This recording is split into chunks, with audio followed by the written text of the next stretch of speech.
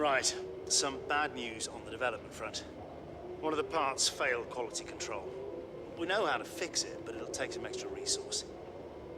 It's on hold for now, but you can order the extra work from the laptop at any time. What's going on, guys? Aarava here, and welcome back to my F1 2017 career mode. We're back with episode number 9 today for the Austrian Grand Prix, and we start things off with a bit of bad news here.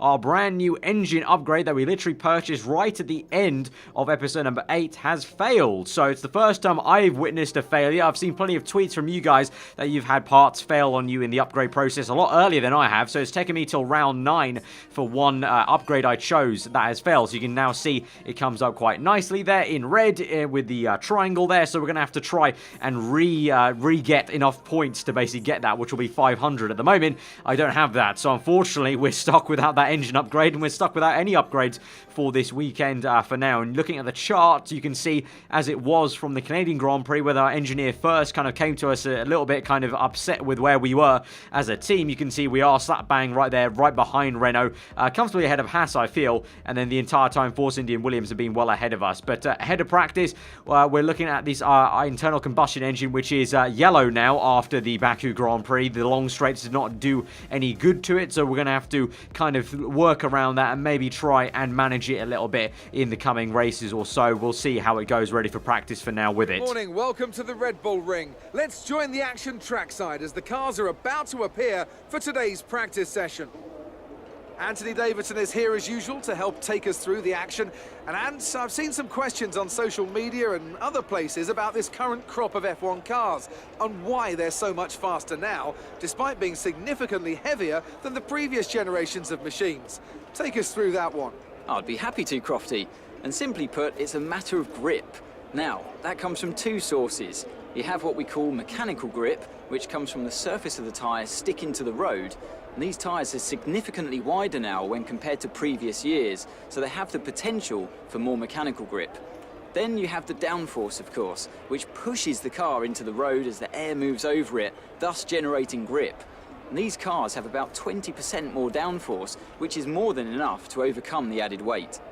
So chucking ourselves into the practice programs at Austria, and a lot more successful all round generally than Baku was. Obviously, Baku during practice wasn't the best of times for us. We even failed the tyre wear test there. Thankfully, as you can clearly see, we did not fail it this time. We actually only got good though here at Austria, because in Sector 2, those S sections are just so deadly for the tyre wear. So only managed to get the good result from that. Didn't get the full purple, and you saw Sainz there went off a little bit weirdly, I'm not going to lie, into turn 1. But then generally the rest of it was all fine. You can see a little bit of an issue coming out of the back corner as we cross the line for the third and final race strategy lap, but in the end that's all fine, all purple. So even though we had a bit of a moment there, that's all fine. And then qualifying target, thankfully, unlike Baku, we actually got the purple. Remember, Baku, we only got P17 in the qualifying target, and that actually ended up being a very realistic target for our qualifying in P16. But as I mentioned, that we may need to manage this engine in the coming rounds. After using that second component in practice, it is orange. So what I'm going to do is I'm going to swap that out,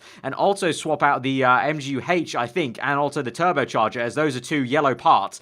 And then we're going to keep the number 2 parts for those 3 different components as practice components now from now on. So we're on to the third one officially for those 3 components for the qualifying and races now, and we'll use the number 2s during the practice session. Anyways, let's go to qualifying now and see how we go. Thanks for joining us on this Saturday afternoon, where qualifying is about to start here in Austria. So sit back and enjoy the afternoon session.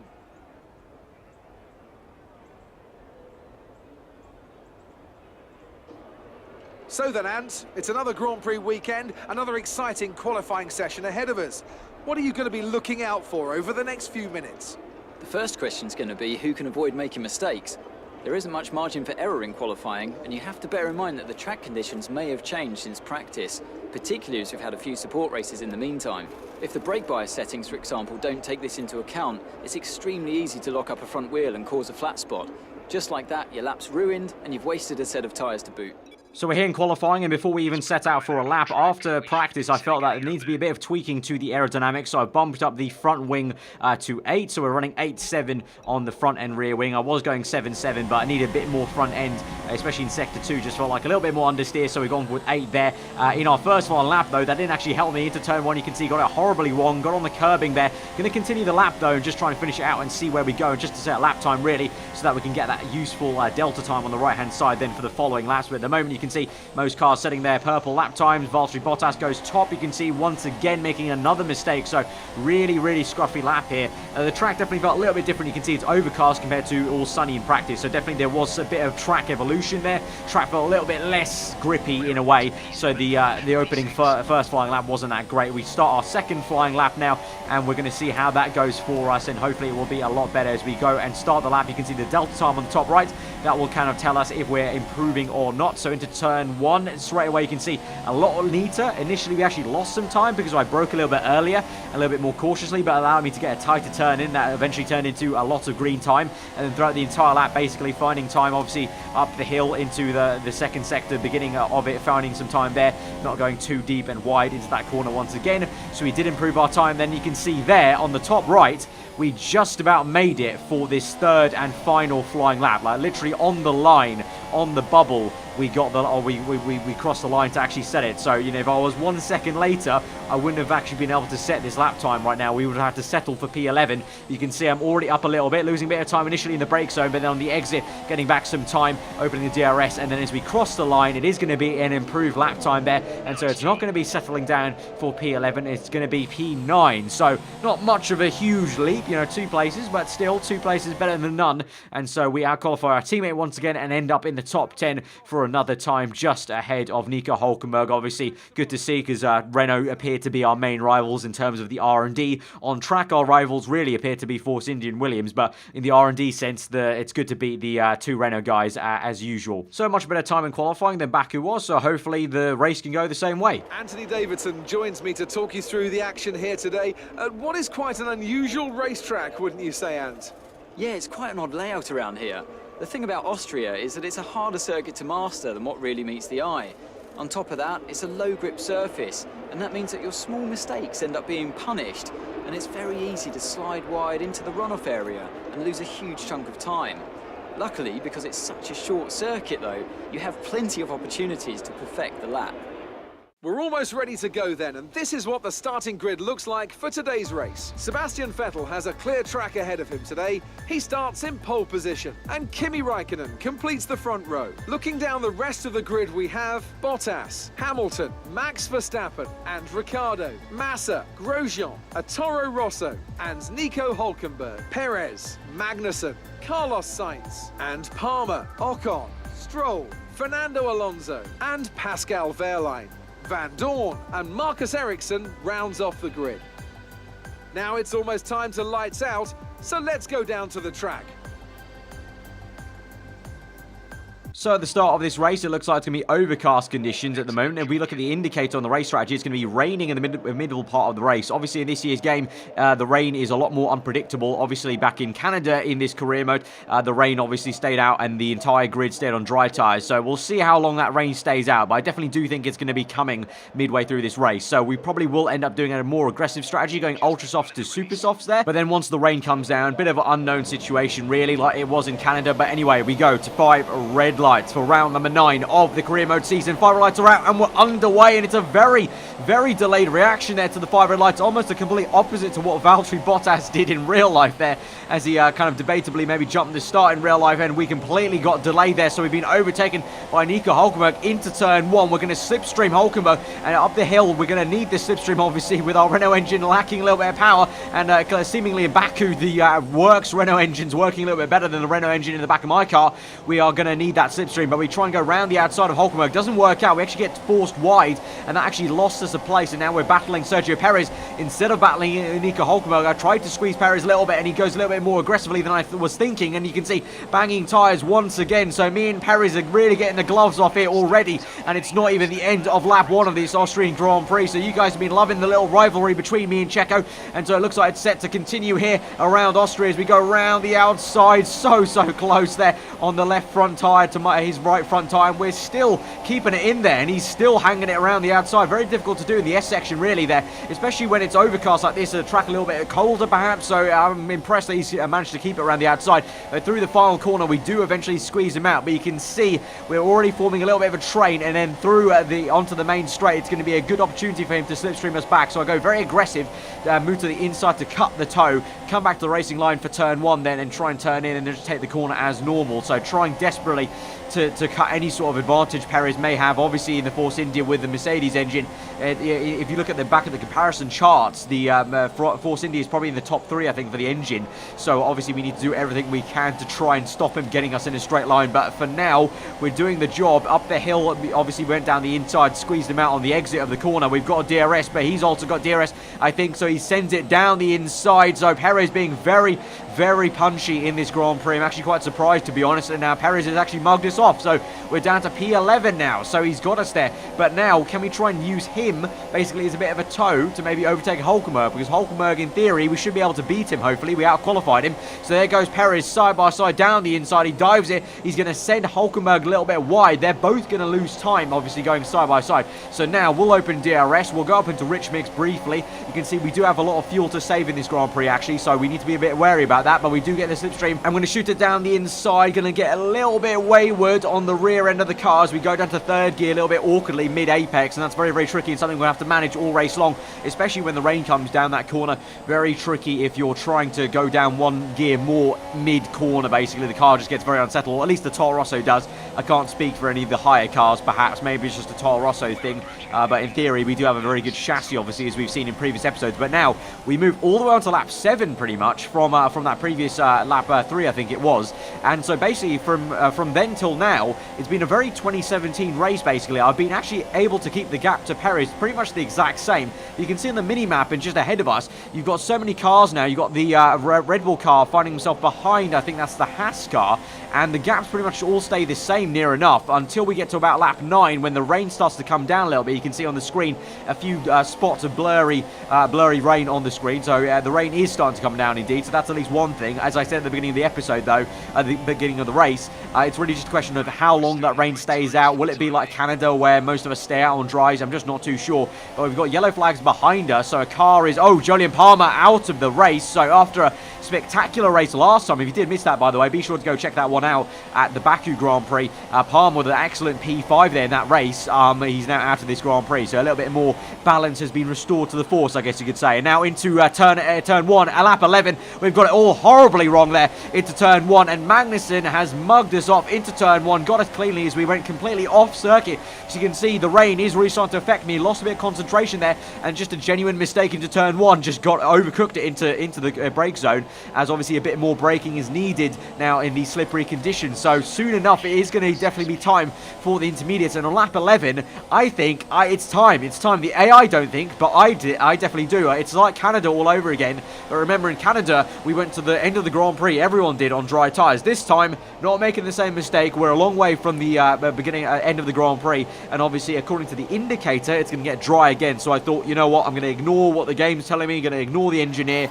I'm going to take matters into my own hands. We're going on to Inters here. I'm going to see how it goes. You can see, actually, I had a bit of a delayed reaction there going out my pit box, as I forgot to do the manual clutch. It's sometimes quite easy to forget. You can kind of, from previous games, it was kind of the time to relax in the pit stops, but now you can't really relax. You have to make sure you do the clutch on time. So we come out just behind the McLaren Honda of, I believe that's Fernando Alonso, I think it will be, and the Williams of Massa just up ahead. But so far, okay, apart from that mistake of Magnussen. You saw we were pretty much keeping the same gap to Perez, and, the pace was okay. I mean, I was quite surprised at the beginning of this Grand Prix. I think one of the Haas cars, I think it may have been Grosjean, did get ahead of the Red Bull car and one of the Mercedes cars, I believe. So that may have helped us a little bit in hindsight. But yeah, so far so good. And now you can see we are closing rapidly up to Alonso. Obviously Honda v Renault power. Slight bit of contact there as Alonso tries to shut the door on me, but in reality there's no point in him putting up much of a fight. It clearly definitely is time for intermediates. He's going so slow mid-apex there.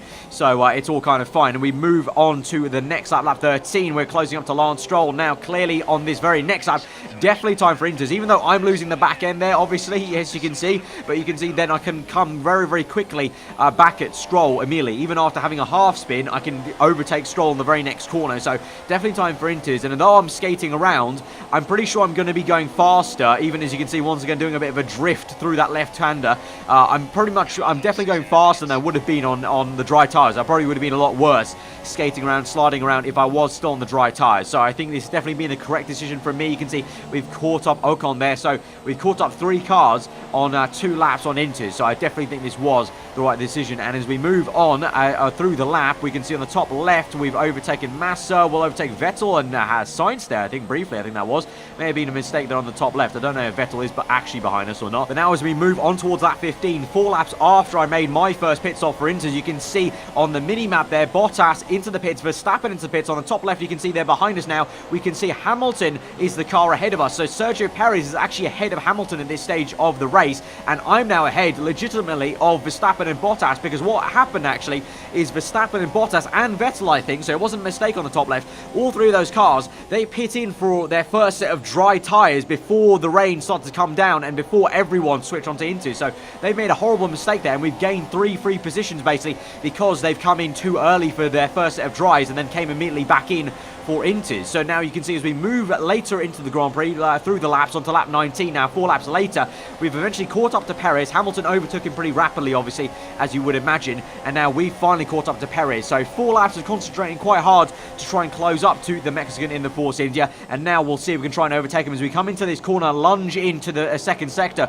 We gain a lot of time there, and up ahead you can see Grosjean not too far off, so we may have 2 cars to overtake pretty damn soon as we get great traction off that corner, down the back straight. Perez actually goes defensive initially to the inside, then goes back to the racing line, so that allows me to send it down the inside. Very, very close up on the left-hand side there. We leave in the room, though, and we're going to out-traction him on the exit. Short shift a little bit up into 4th and 5th, and so we're up the order. And now we can set our eyes on the next car along that we definitely can overtake, which is the Haas car of Romain Grosjean, who's also been overtaken by Hamilton. So Hamilton's done me good there. He's kind of helped me out, because I think as he overtook Perez and overtook Grosjean, kind of held them up both, because I think he overtook them into this corner we just went past. So obviously down the inside there, when you go side by side, you're going to hold them up so much, just like Perez did on Hulkenberg at the beginning of this Grand Prix. But now once again, bit of a copycat move down the inside on Grosjean there. A little bit of contact made on the left hand side as I lock up a little bit into that corner, but crucially Grosjean is still there on my left hand side. It didn't hinder him too much there, banging tyres a little bit, and we tried to brake a little bit earlier, and you can see here I tried to do a bit of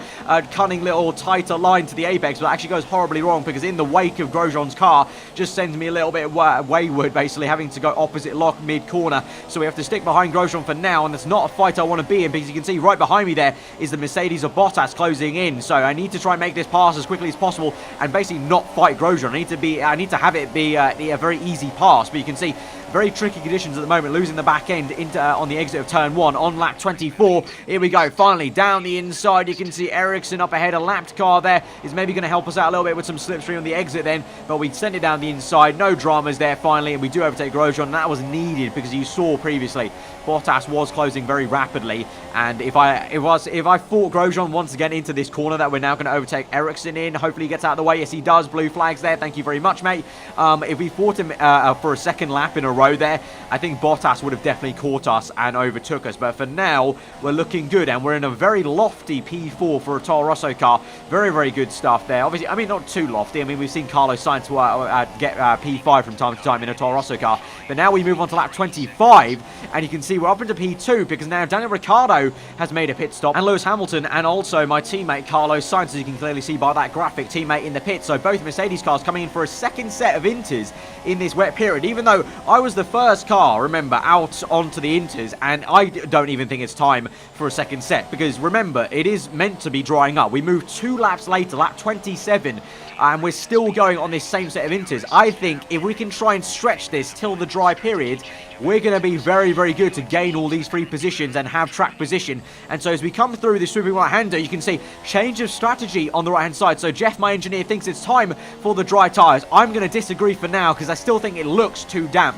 basically the opposite of what it was when we came onto Inters. It still looks that damp. So I continue on for one more lap. Lap 28 now. It's time, I think, for us to come in. You can see on the top left, Ricciardo, both Mercedes cars, pretty much most of the grid already thought it was time for the dry tyres on the previous lap, lap 27, but me and Raikkonen stayed out because Raikkonen was already so far ahead on track that obviously he couldn't come in anyway, even if he wanted to. So me and Raikkonen came in on lap 28 now for the set of dry tyres. I come on for a set of super softs because the only ultra softs I have left are ones I used in qualifying, so they're going to be a little bit worn out. So for the sake of hopefully keeping the tyre wear good, and the tyre wear is very, very high here at Austria, I went to a set of super soft tyres versus the rest of the grid, which I believe are all on ultra softs. But as we come out of the pit lane, you can see I've just about come out ahead of Daniel Ricciardo and Lewis Hamilton. So we are still in second place of this Grand Prix, quite spectacularly, with 5 laps to go now. But now rapidly, obviously, as you would imagine, Ricciardo is now coming for my guns, and we're going to go very defensive, a little bit late, but I'm going to kind of cut him off there, as Ricciardo was maybe looking to go down the inside, but we say no,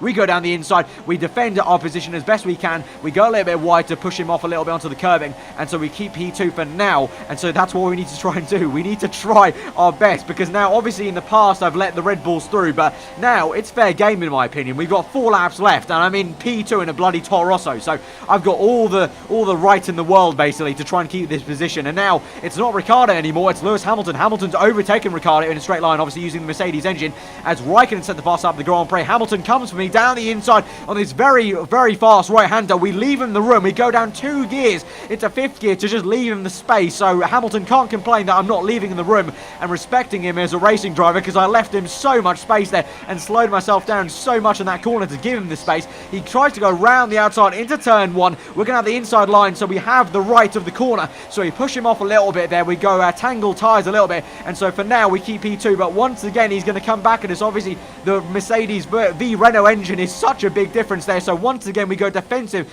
to the inside as we go into sector 2, and once again taking a nice wider line, opening up the steering wheel like you see real life drivers do to try and defend our position on the exit of the corner. And then once again on the back straight, he's going to use that engine power. He's going to have DRS, I think, at this stage, as well as Rich Mix. We're going to use Rich Mix as well to our advantage. We're going to squeeze him out on the exit once again. So for now, we're doing a good enough job. We've got 3 laps left to go. Can we do this as we move on to lap 34? Once again, Hamilton sends for us down the inside. Yellow flags, though. We go a little bit wide, and there's been a bit of contact for some cars up ahead. You can see in the mini-map there, going a little bit slowly. So as we move on to the second last lap of the Grand Prix, it's going to be Hamilton trying to go overtake us on the left-hand side, round the outside into turn 1 once more. It's a Sauber who's gone a little bit wayward. It actually puts me off a little bit. I go deep into the corner, but it actually works out, and that kind of helps me to defend from Hamilton there. So we go up the order. Ericsson, actually, I think that helps us a little bit to defend from Hamilton, because he holds up Hamilton a tad. And so as we go through to the final corner, on towards the last lap of the Grand Prix, we've got some fuel to burn. We've got some Rich Mix to help us.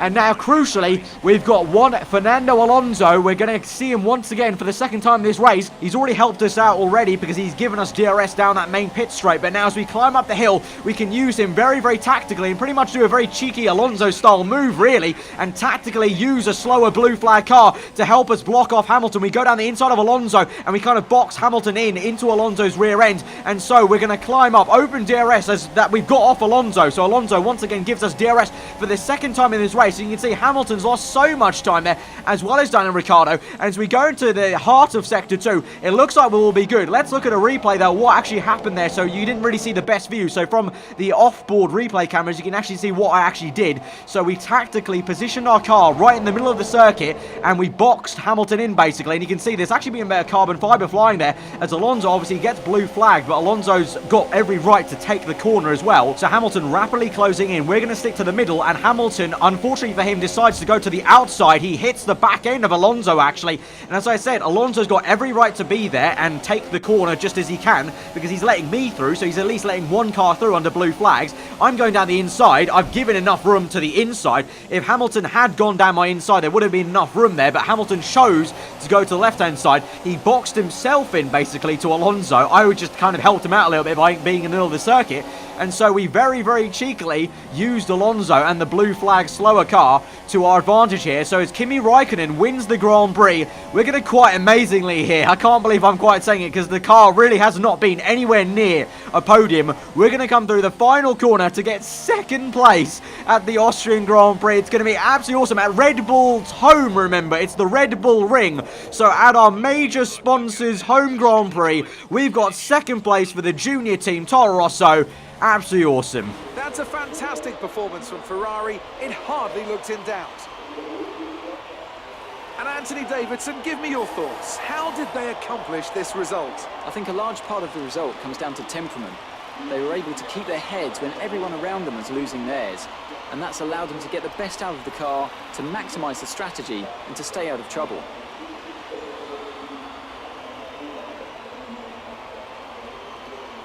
So, here they come now, out onto the podium. Wherever you go, anywhere in the world, the prancing horse flags are dominant in the grandstands, and they're out in force again today. It's Ferrari, on the top step once more.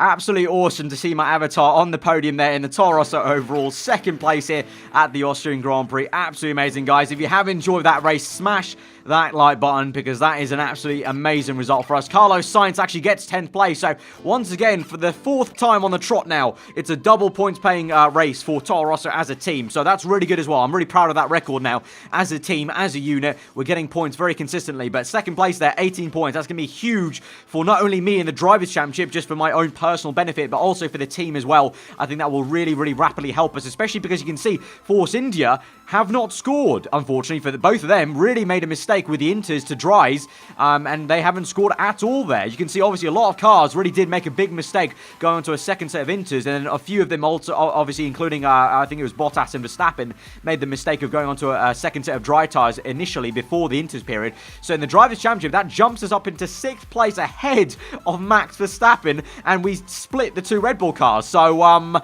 that's a little bit awkward, to be honest. May ring up Helmut Marko and see what's cracking off there, because that's a little bit awkward. And we jump up into 4th place in the Constructors, ahead of Force India now, which is absolutely amazing considering where our car is at this stage of the R&D process. So, absolutely amazing Grand Prix for us. Obviously, I do realise, very, very lucky with the blue flag there. Very, very lucky, obviously, with the Inters, but you need a bit of luck. That's what F1's all about. Sometimes you just need a bit of rub of the green there, and some amazing things happen in this sport, and that's and this has been one of them. Absolutely awesome stuff. You can see the reputation goes through the roof with Red Bull there, and we get another 4th core competency, which is the first driver bonus. So we've got the entirety of level 1 or of the core competency, which is really awesome to see there. So now we can move on to level 2. You can see we're already getting progression onto some of those other core competencies, and we're obviously now beating Ocon in the driver rivalry there. So absolutely awesome. But there you go, the trophy, our first major trophy for the season. Second place there at the Austrian Grand Prix, the Red Bull Ring.